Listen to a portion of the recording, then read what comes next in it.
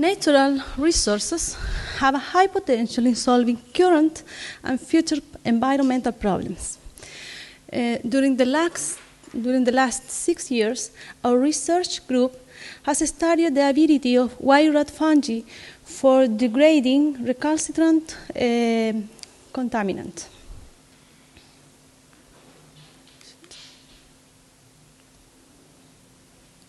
But what are the characteristics of wire rot fungi that make them interesting candidates for solving some environmental problems? Wire rot fungi are recognized because of their production of extracellular ligninolytic enzymes. And also, these fungi are able to produce secondary metabolites that could be used with different purposes. This compound or this product play important roles in the ecosystems, mainly as the composites of organic matter, methyl donor are or substrate for peroxidase-generating oxidases, and antibiotic for protecting fungi.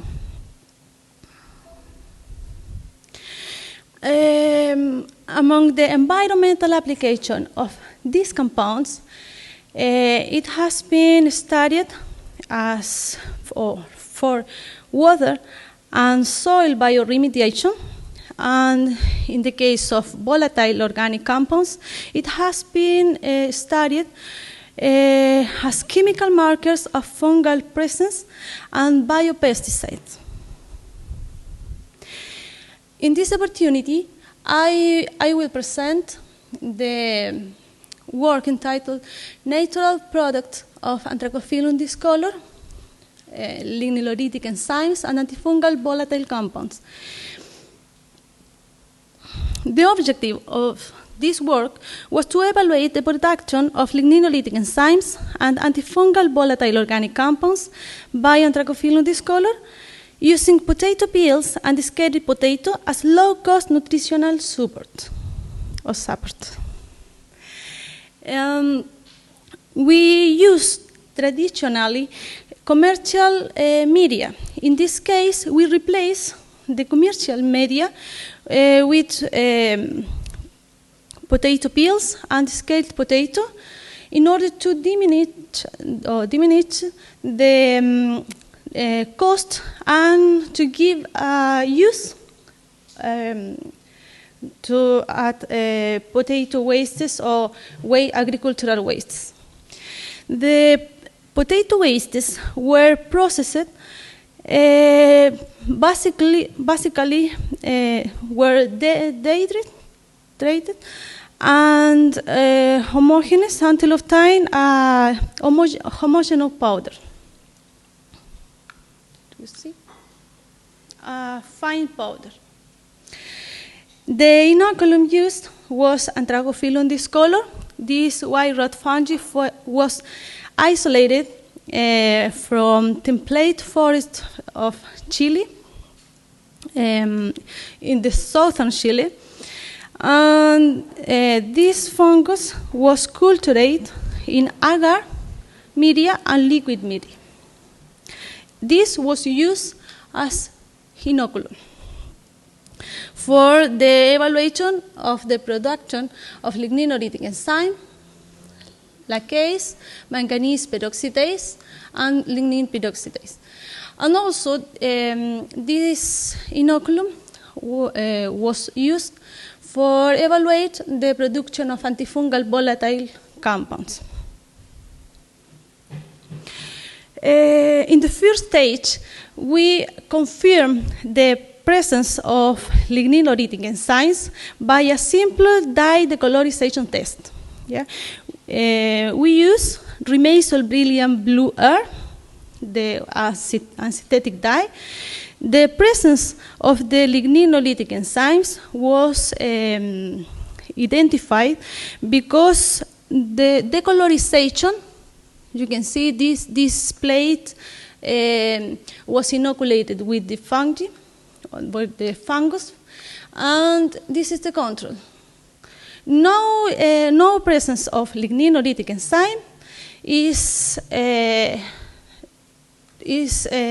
showed because there were no decolorization. Okay?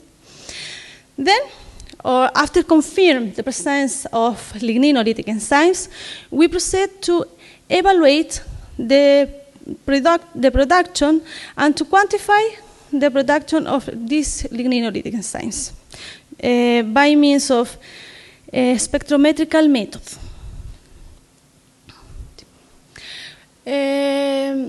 For the evaluation of antifungal volatile compounds, a bicompartment Petri dish assay was used. Yeah. This is a plastic Petri dish that has a division in the center. Yeah. But they have the same aerial space. Yeah? So the volatile compounds produced by the wire rot fungi affect the target fungus. Okay?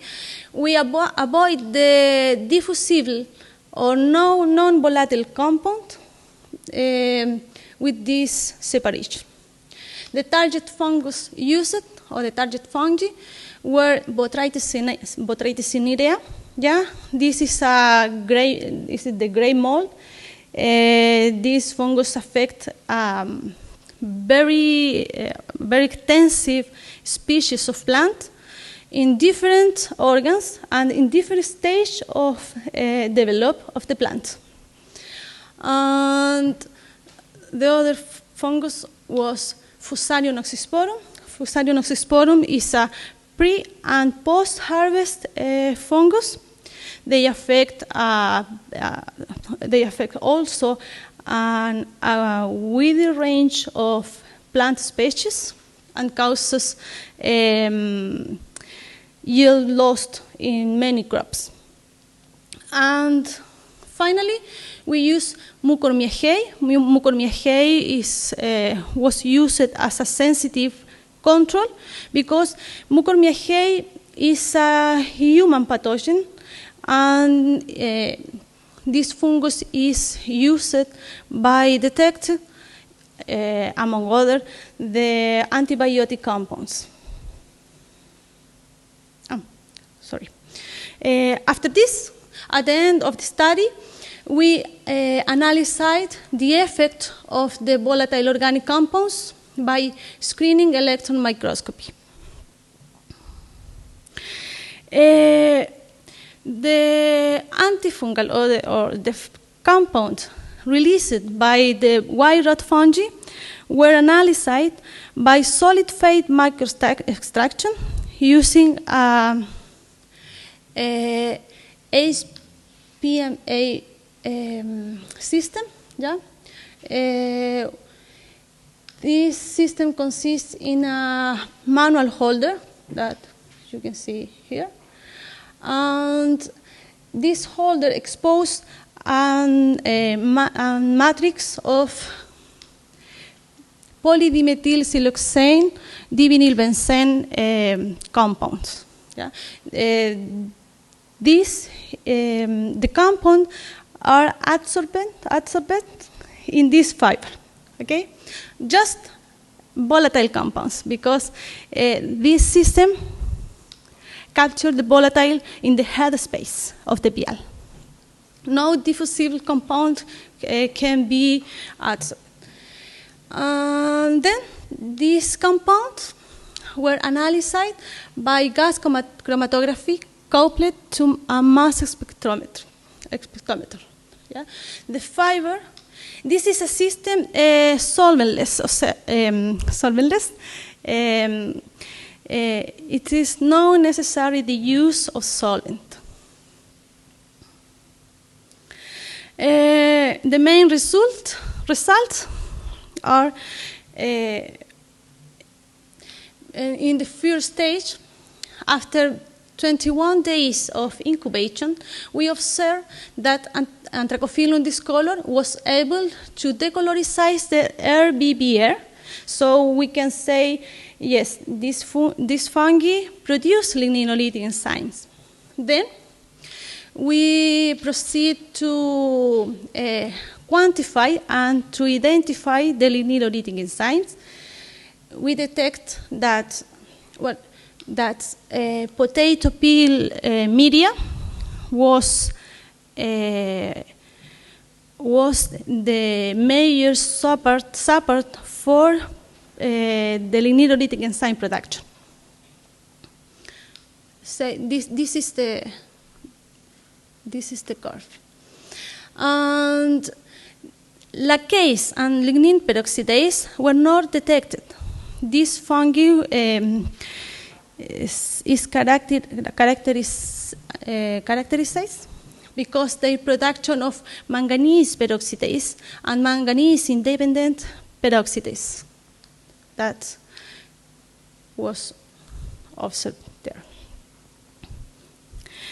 To respect the production of volatile compound, in this case antifungal volatile compounds, you can see in this figure that volatile compounds released by Anthracophyllum discolor inhibited the growth, the mycelial growth of Mucormiaceae at least 60%.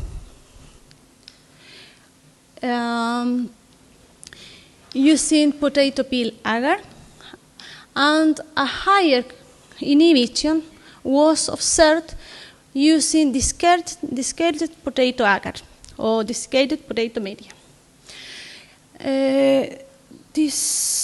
You can see the effect in this image. This is the control. This compartment is without inoculum, just is the media. In this plate, you can see the same fungus inoculated at the same time, that this. And in this compartment is the white rot fungi. Okay, you can see the decrease in mycelial growth. To respect botrytis cinerea, volatile were able to inhibit almost 20%, and Fusarium oxysporum was inhibited in a lesser extent. Fusarium oxysporum is a very difficult fungi for controlate. Yeah. Fusarium oxysporum is able to produce some enzymes that are able to detoxificate the compounds present in the media. And so these fungi have different tools to survive in different conditions. So in this case was the same thing. This is the same images. You can see this is the control. We observed a major hypha elongation with the untreated Mucormiaceae. And in this image, you can see the antagonicide hypha. Yeah? You can see that the ramification is higher than the untreated mycelia. To respect the production of volatile compounds, these were found at least 9 compounds. This compound pointed with this compound. we observed or we detect at least 2 sesquiterpenes and 3 chlorinated aromatic compounds. This chlorinated aromatic compound has been reported as volatile compound released by Bergendera. Bergendera is another wire rat fungi, and this compound has been linked to the enzymatic or the ligninolytic activity of these fungi, because they can act as substrate or methyl donors, as I tell you before. The main conclusion are that the fungus Anthracophyllum discolor is able to produce ligninolytic enzyme using potato wastes as nutritional support, and that volatile organic compound released from Anthracophyllum discolor showed antifungal activity against Mucormiaceae and Botrytis cinerea. The antifungal activity seemed to be related to the production of sesquiterpenes and the chlorinated aromatic compounds. Yeah? At this moment, we are studied in these 2 ways.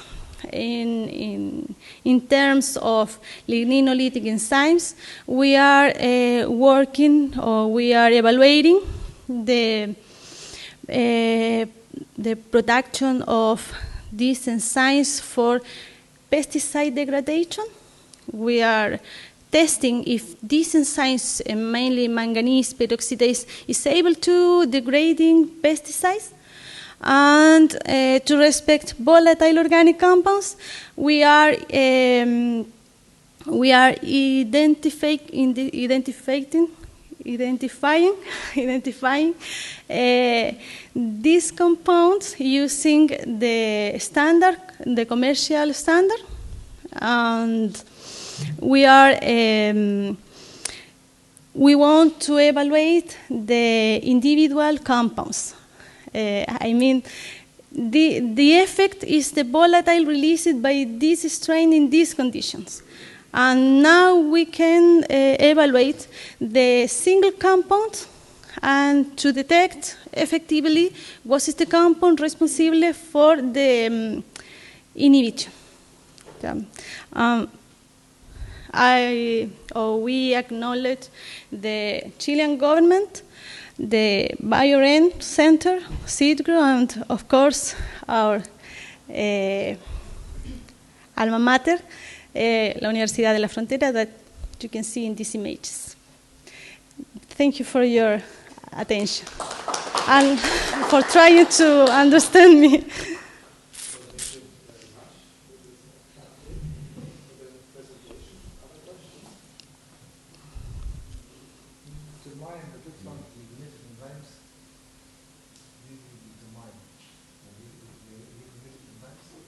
Yes, manganese peroxidase and manganese independent peroxidase.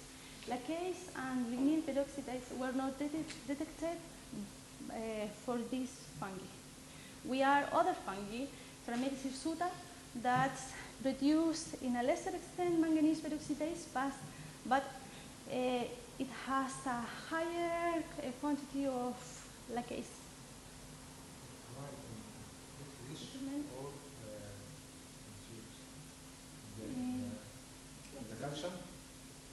In the culture, in the sea, yes, in the culture, in the supernatant, in the supernatant quantity, the quantification.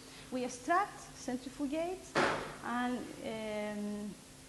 evaluate it by a spectrophotometrical method in the extract, the crude extract.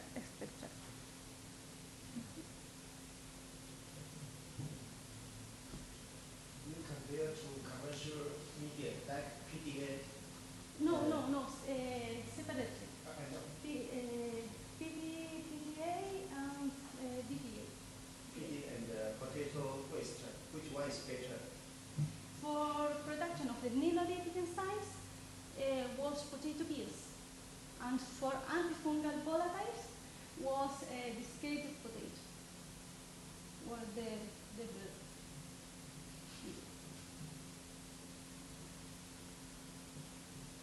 Another question? So, the chlorinated phenols, they are already known that they are produced by fungus. Sorry? So you detected these chlorinated phenols, yeah, and they are already known. They have been identified in other. Yes, one of them is it has been detected, or it has been reported to Bergendera adusta. And that is also a wild rot fungi. Mm-hmm.